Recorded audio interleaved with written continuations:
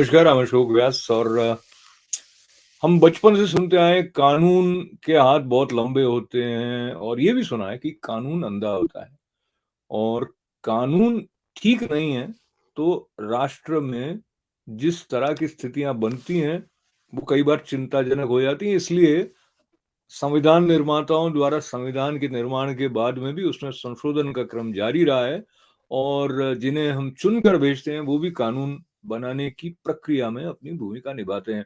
पर जो लोग चुनकर जाते हैं उन्होंने कानून के साथ क्या संबंध बना के रखा था, उस पर भी प्रश्न चिन्ह उठ खड़े होते हैं। जिस तरह की स्थिति से पूरा विश्व गुजर रहा है और खास करके हम भारत के संदर्भ को लेकर कानून की बात कर रहे हैं, तो क्या कानून अपने आप में पर्याप्त है? इस सवाल का एक सूत्र इस लेख से भी जुड़ जाता है, जिसमें गोविंद पारीख लिखते हैं, फांसी जैसी गंभीर सजा के बावजूद बालिकाओं के विरुद्ध अपराध नहीं रुकना चिंतनीय। तो प्रश्न उठता है, क्या कानून बना देने मात्र से अपराधों की रोकथाम संभव है? इस पर बातचीत करने के लिए हमने निवेदन किया डॉक्टर गोविंद पारीख से, जयपुर से हमारे साथ जुड़ रहे हैं। गोविंद जी नमस्ते, स्वागत है आपका। नमस्कार अशोक जी, नमस्कार। तो ये जो आपने लेख लिखा है इसके साथ वो बहुत सारे जो गैंग रेप की घटनाएं पिछले कुछ समय से भारत में बहुत अधिक सुनने में आती रही हैं। कुछ उसको लेकर नए कानून बनाने की बात भी उठी और कुछ बनाए भी गए हैं।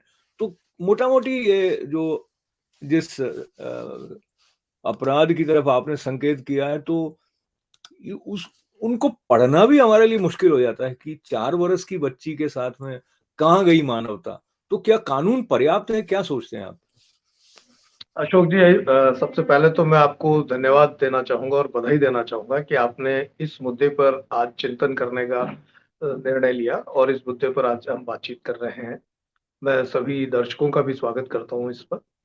और महत्वपूर्ण बात यह है कि जो सवाल आपने उठाया है वो बहुत ही ज़्यादा महत्वपूर्ण है आज की तारीख में। हम देख रहे हैं कि आपको याद होगा कि दिल्ली में एक निर्भया कांड हुआ था, बड़ा बीभत्स कांड था। बड़ा जी। बीभत्स तरीके से उसके साथ में दुष्कर्म किया गया और उसको बहुत सारी यातनाएँ भी दी गई और अल्टीमेटली उसकी मृत्यु भी हो गई। और उसके निर्भया के दोषियों को फांसी की सज़ा सुनाई गई और सुनाई नहीं गई, उनको फांसी लगा भी दी गई। पहले तक यही कहा जाता रहा कि भाई कानून बहुत सख्त होना चाहिए। निर्भया के बाद में कानून को और सख्त किया गया और विशेष तौर पर पोक्सो कानून जो अवयस्क प्रौढ़ बालिकाएँ हैं, उनके संबंध में बहुत इसको मजबूती के साथ में लागू किया गया। लेकिन दुर्भाग्य है कि इतने सख्त कानून के लागू करने के बावजूद भी इस तरह की घटनाएँ रुकने का नाम ही नहीं ले रही। निरंतर इस तरह की घटनाएँ होती जा रही हैं और जैसा आपने अभी उल्लेख किया कि एक 4 साल की बच्ची के साथ बलात्कार किया गया, उसके साथ दुष्कर्म किया गया और उसकी हत्या कर दी गई। ऐसे 4 साल नहीं बल्कि और भी उदाहरण आए हैं। कुछ महीनों की बच्ची के साथ में भी विभत्स कांड हो चुके हैं। तो एक तरह से ये चीज़ें ऐसी और कानून तो कहता ही है कि कानून ऐसे व्यक्तियों को फांसी की सज़ा देता है और फांसी की सज़ा मिल भी गई। लेकिन मेरा निश्चित रूप से ये मानना है कि इनके लिए केवल कानून मात्र पर्याप्त नहीं है। पहली बात तो ये है कि कानून को हमारे लोग समझ भी नहीं रहे बहुत ज़्यादा। तो सबसे पहली ज़रूरत तो यही है कि कानून की पूरी जानकारी प्रत्येक व्यक्ति तक पहुँचे। और दूसरी बात, ये केवल कानून ही नहीं, इसको समाज को, परिवार को, हर व्यक्ति को अपने स्तर पर चिंतन करके इन जो हमारी पारंपरिक मूल्य है, हमारी जो सांस्कृतिक विरासत है और जो हमारी आध्यात्मिक चेतना है, उन सबको जागृत करने के साथ जब सामूहिक प्रयास होंगे, तो संभवतः तो इन सब तरह की घटनाओं को रोका जा सकता गोविंद आपको इंटरप्ट करते हुए मैं इस तरफ जो सीढ़ियाँ हमको लेकर आती हैं उसमें एक सीढ़ी जो कि प्रजातंत्र की दृष्टि से भी और कानून की दृष्टि से महत्वपूर्ण है, वो है जागरूकता की। क्या आम नागरिक जागरूक है? क्या वो अपनी ओर से प्रयत्न करता है कि ये पता करे कि कानून है क्या? जिस धरती पर, जिस राष्ट्र में वो रह रहा है, जैसे हम लॉ ऑफ द लैंड कहते हैं, तो वहाँ के किन कानूनों के द्वारा उसको संचालित होना है। इसमें मुझे ये भी आप अनुमति दें जोड़ने की कि है। हाँ, कानून के बारे में पता नहीं होते हुए भी अगर एक मनुष्य चारित्रिक चारित्रिक दृष्टि से और मूल्यों के साथ अपने जीवन का निर्वाह करता है, तो अधिक समय ऐसा होता है कि वो उस ट्रैक पर चलता है जो कि कानून द्वारा अपेक्षित है। कहीं-कहीं ऐसा हो भी जाता है कि नैतिक मूल्यों में और जो कानून है, उसमें कहीं कोई प्रकार का एक खिंचाव हो, यानी वो सेम तरह से नहीं लागू होते हों। जैसे मैं एक उदाहरण लेके फिर आपकी मूल बात पर वापस आ जाएँगे। समाज के बदलने के साथ-साथ, मूल्यों के बदलने के साथ-साथ, आप कानूनी तौर पर किसी अन्य महिला या पुरुष के साथ में स्वेच्छा से साथ-साथ रह सकते हैं। नैतिकता की दृष्टि से ये गलत है। ठीक है ना? हुँ। और भी इस प्रकार के कई कानून हैं जो समलैंगिकता से भी संबंध रखते हैं। तो जो मान्यता वाले मूल्य हैं, उनकी दृष्टि से नैतिक रूप से उसको कुछ लोग गलत मानेंगे। तो पर वो और अधिक पेचीदा मामला हो जाएगा समझ की दृष्टि से। मेरा प्रश्न आपसे ये है कि आपको लगता है कि लोग जागरूक हैं कि भई क्या कानून है उसके बारे में पता करें? तो अशोक जी, बात महत्वपूर्ण है।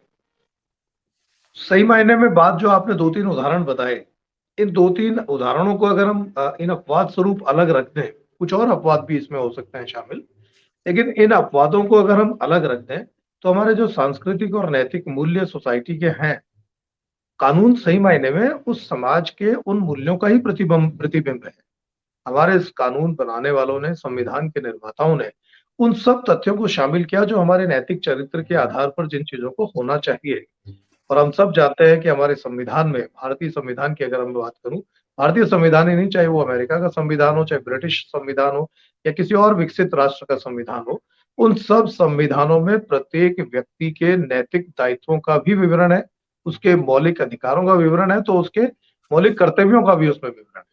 तो मौलिक अधिकार और मौलिक कर्तव्य, वो सही मायने में वही मौलिक अधिकार है जो हमारा समाज हमको देता रहा है। स्वतंत्रता, समानता, निष्पक्षता, ये सारी चीज़ें हम पहले से सुनते आए हैं और थी हमारी सोसाइटी में किसी न किसी स्वरूप में थी। कुछ एक काल में कुछ चीज़ें बिगड़ी, लेकिन उसको वापस सुधारने की चेष्टा समाज सुधारकों द्वारा की गई। लेकिन अगर कमोबेश अगर हम बात करें, तो इन मुद्दों को छोड़ दिया जाए, तो भी अगर हम, जैसे मैं उदाहरण देना चाहूँगा कि चाहे संविधान में हम नैतिक कर्तव्य और मूल अधिकार की बात करते हैं, इन अगर आप इनको महर्षि पतंजलि के अष्टांग योग से यम और नियम में जोड़ते हो, तो लगभग सारी बातें उसमें यम और नियम में शामिल हो जाती हैं। कोई चीज़ छूटती नहीं है, बचती नहीं है।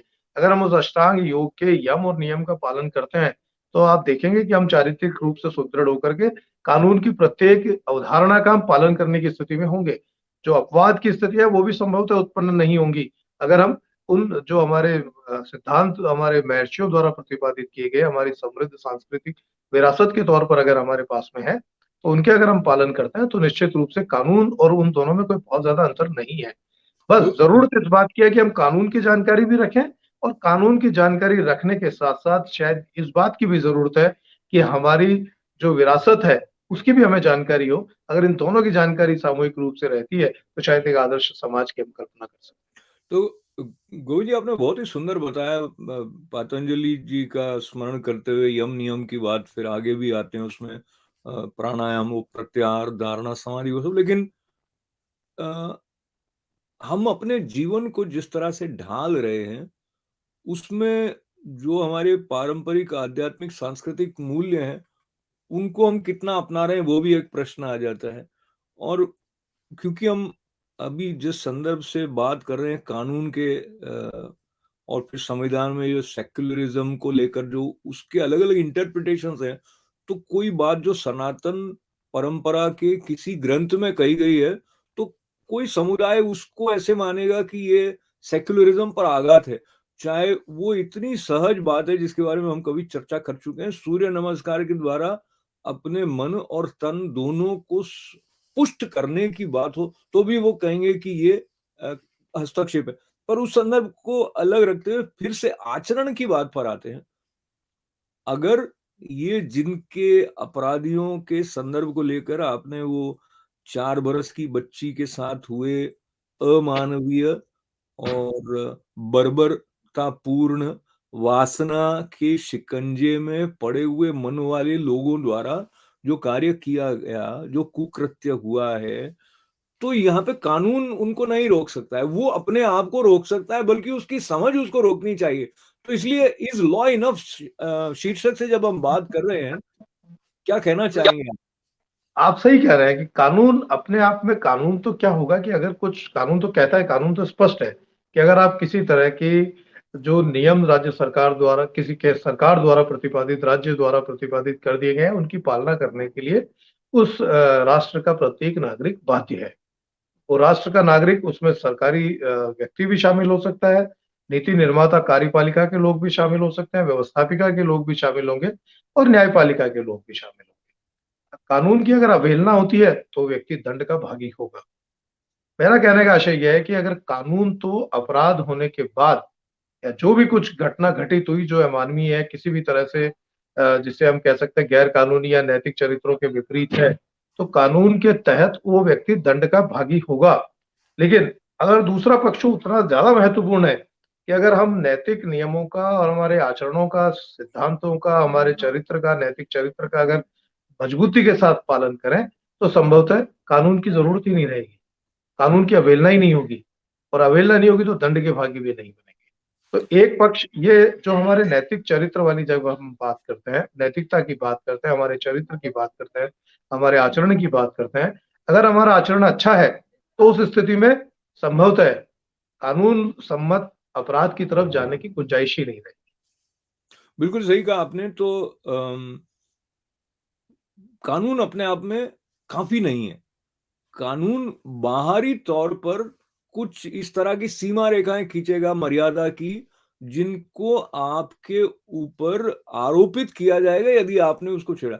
जैसे कि अगर कोई बिजली के तार लगे हुए हैं, आप अगर उसको छू लेंगे, तो करंट आ जाएगा, पर आप अगर उसके अंदर-अंदर रहेंगे तो ठीक रहेगा।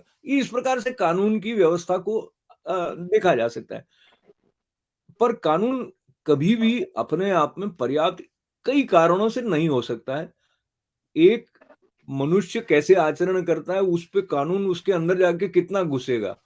अगर आप राष्ट्र के सुरक्षा की दृष्टि से कानून बनाएँगे और कोई समूह या कोई व्यक्ति अपने को नुकसान पहुँचा कर भी कुछ ठेस पहुँचाना चाहेगा राष्ट्र की सुरक्षा, तो आप उसको कितना कानून के द्वारा रोकेंगे?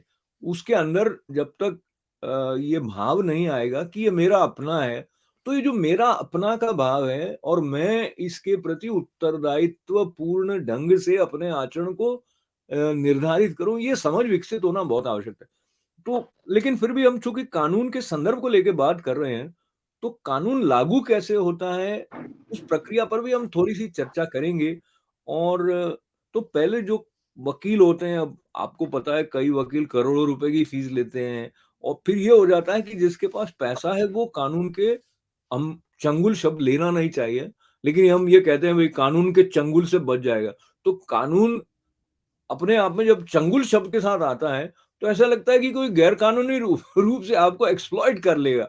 पर ऐसा हो रहा है, होता रहा है, क्योंकि आप कई बार अपनी पैरवी के लिए जिस तरह का काबिल वकील आपको चाहिए, वो आप नहीं लगा पाएँगे अगर आपके पास पैसे नहीं हैं तो। तो ये तो प्रक्रिया के अंदर ये जो विद्यमान स्थिति है, इसके बारे में भी समय-समय पर विमर्श होते रहे।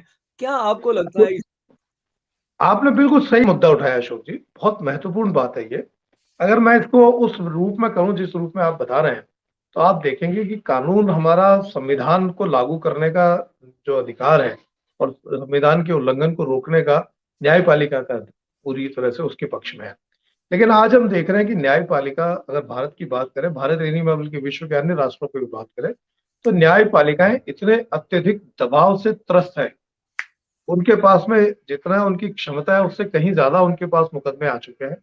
उन मुकदमों की सुनवाई में बहुत बहुत लंबा वक्त लगता है, और कहा जाता है कि अगर निर्णय, नियम और कानून ये सब की पालना होने के बाद अगर जब तक अगर कोई जस्टिस किसी को मिलता है, न्याय अगर मिलता है, अगर देर से मिले हुए न्याय को न्याय नहीं माना जाता। न्याय वही है जो समय पर न्याय मिल जाए, लेकिन समय पर न्याय मिलना एक बहुत मुश्किल सी परिस्थितियां उत्पन्न हो चुकी है, नंबर वन। नंबर टू, आपने जो जिक्र किया आर्थिक संसाधनों का, तो अगर एक निर्धन व्यक्ति है, वो अपनी पैरवी के लिए बहुत अच्छे वकील रखने की स्थितियों में नहीं होगा। हालांकि हम ये भी नहीं कह सकते कि ऐसा भी नहीं है, ऐसे बहुत सारे उदाहरण भी है कि जब किसी व्यक्ति ने स्वयं अपनी पैरवी की, लेकिन अगर वो सही था तो कोर्ट ने, न्यायालय ने बड़े बड़े वकीलों को धराशायी करते हुए भी उस व्यक्ति की बात को सुना। ये ये भी होता है। लेकिन एक सामान्य परिस्थितियों की अगर हम बात करें, तो अगर सर्वोच्च न्यायालय में जा रहे हैं तो एक वकील की फीस इतनी बड़ी होती है एक सामान्य व्यक्ति उस फीस को अफोर्ड भी नहीं कर सकता। तो ये सारी सीमाएं कानून के साथ में हैं। बस मैं वापस उसी पॉइंट पर आऊंगा कि अगर हमें अपनी जिम्मेदारियों, कानून की इन सब स्थितियों से सब लोग वाकिफ है, और कानून की स्थिति प्रत्येक व्यक्ति के साथ में स्वयं की अपनी उसके ऊपर जुड़ी हुई है, अपने चरित्र के साथ में जुड़ी हुई है।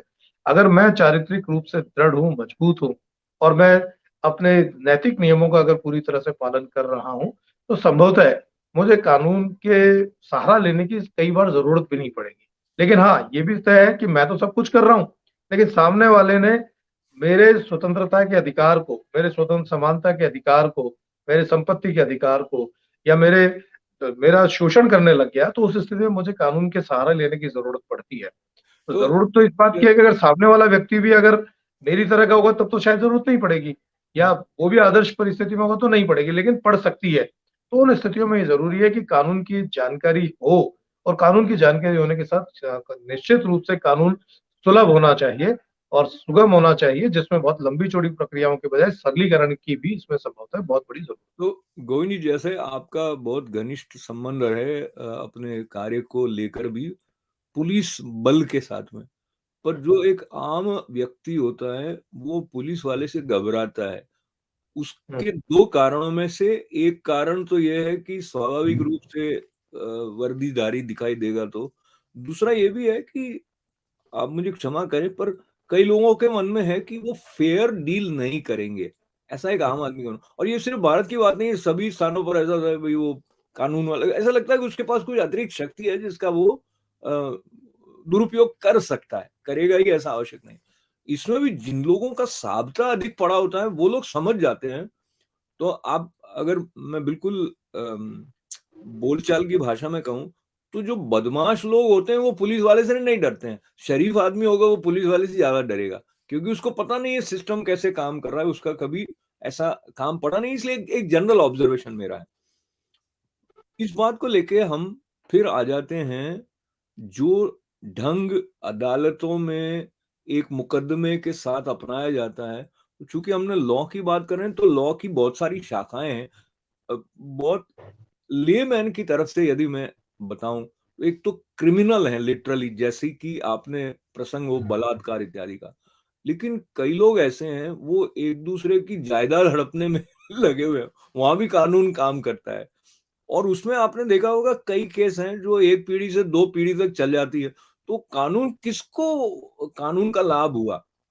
वो पीढ़ी गुज़र गई, तो फिर किसका लाभ? और तीसरे वो वाले हैं, जैसे अब ये घोटाला करके विदेश भाग गए, तो हुँ। व्हाइट कॉलर वाले जो क्राइम्स हैं, और वो तो एकदम ही सम्मान के साथ रहते हैं क्योंकि उनके पास आर्थिक संसाधन है, तो कई चीज़ें इधर-उधर हिला सकते हैं। तो हम अपने विषय पर रहते हैं, इज़ लॉ इनफ सब जगह लागू होता है। अगर आप ईमानदार हैं, अगर आप दूसरे के अधिकार का सम्मान कर रहे हैं, तो कोई भी तरह के कानून में आप हाँ, और दूसरा ये भी कानून है, डोमेस्टिक वायलेंस वाले कानून भी हैं। अब अगर आप सम्मान के साथ अपनी पत्नी या अपनी पति के साथ व्यवहार करो, तो कानून को आने की आवश्यकता नहीं होगी। पर बहुत सारी आवश्यकताएँ पड़ रही हैं उस दिशा में। तो इन सबको लेते हुए फिर हम इज़ लॉ इनफ बात को लेके जब मैं आपके पास आ रहा हूँ, तो इसमें एक तो अंदर से आवाज़ सही-सही आए, हम उसको सुन रहे हों। और दूसरा गोविंद जी, हमारे सामने आदर्श मानक कौन है?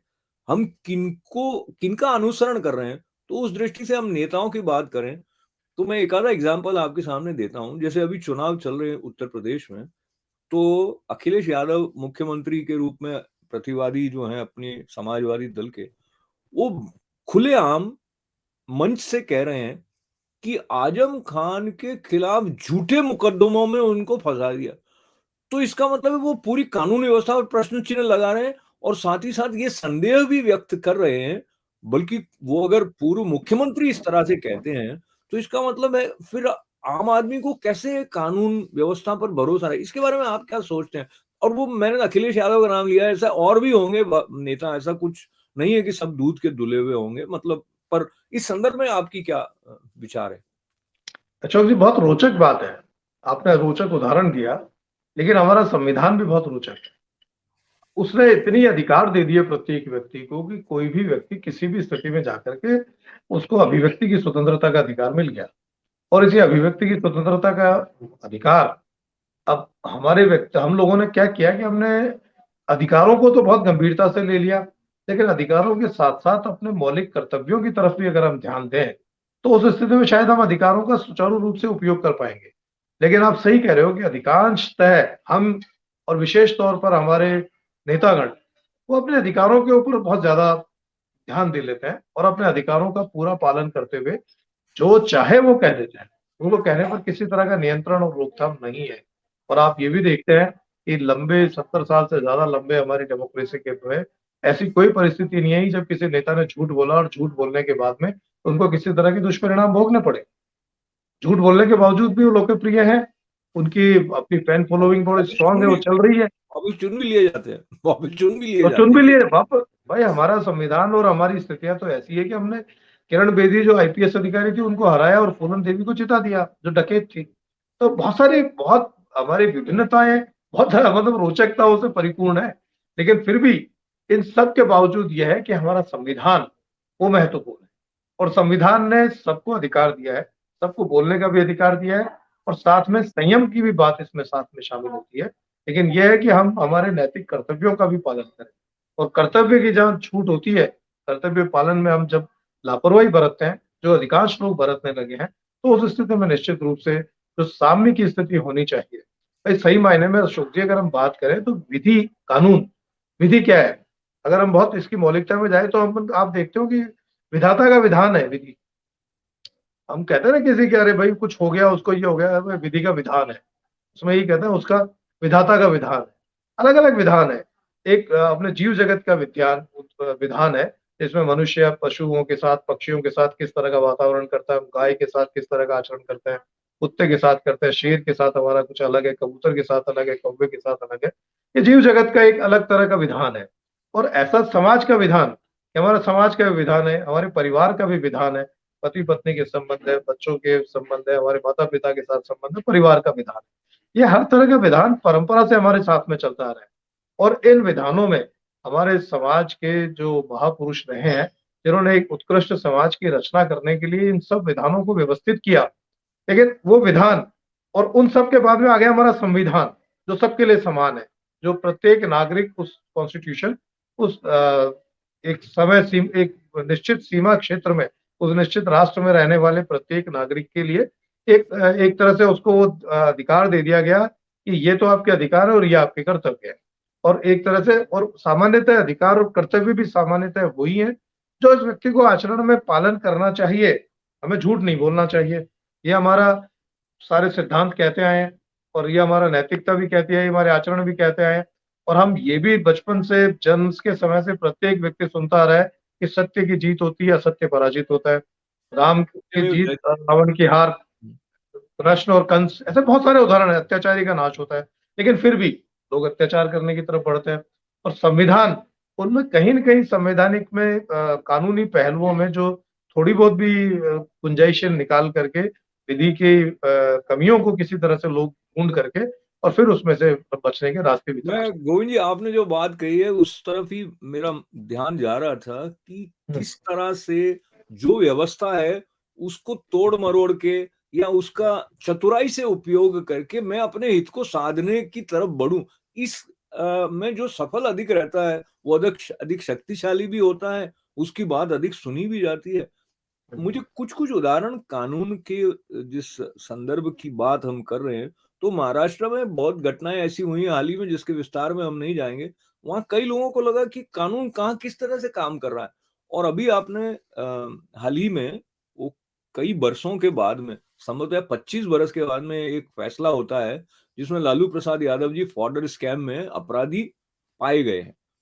और उनको सज़ा जो होती है, उसके पहले कई लोगों के वक्तव्य ऐसे हैं कि ये राजनीतिक रूप से है और ये राजनीतिक बदला ले रहे हैं इसलिए और ये बात वो आज़म खान के लिए भी कह रहे थे कि राजनीतिक रूप से बदला ले रहे हैं।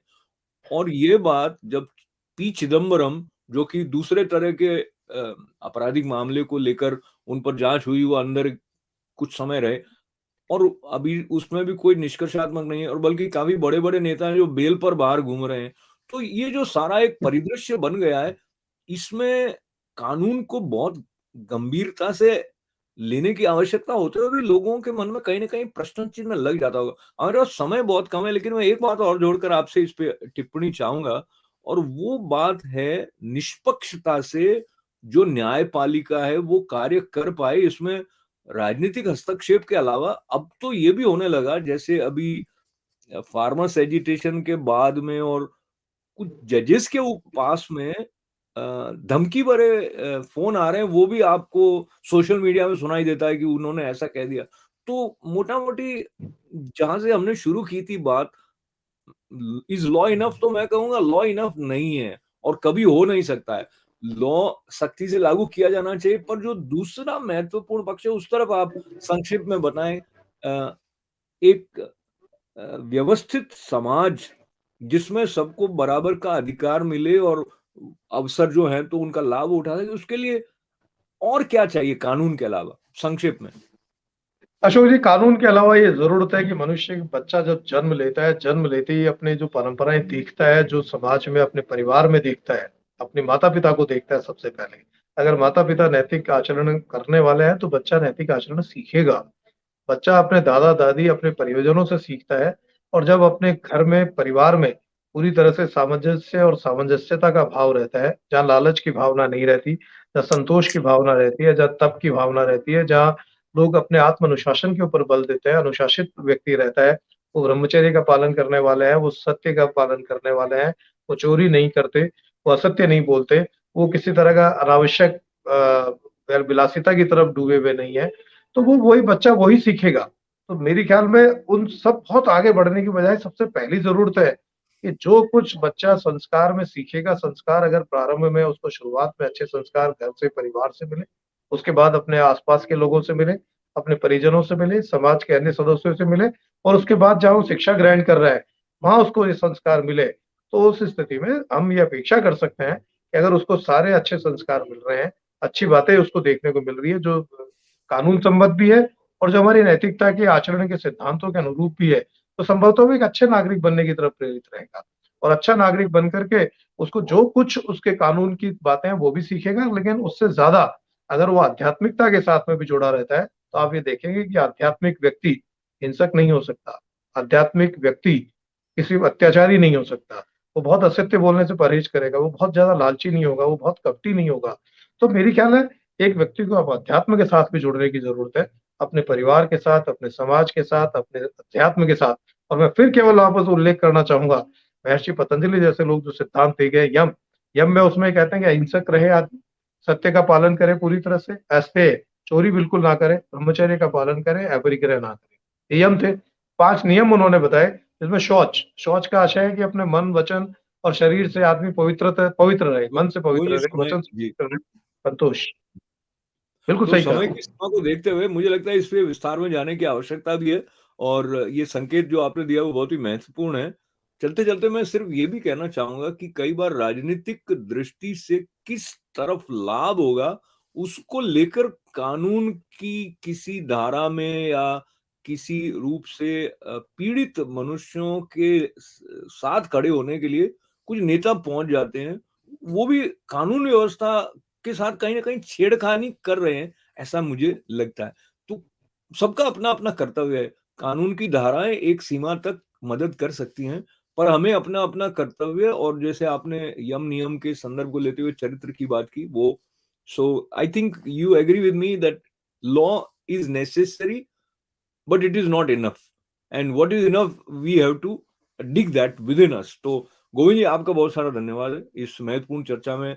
आपके एक लेख से जो बात प्रारंभ हुई उसके लिए भी आपको आभार आपका है, और हमारे जो सभी दर्शक हैं उनके साथ उनका आभार व्यक्त करते हुए मंगल कामनाएं। अशोक व्यास को अनुमति दें।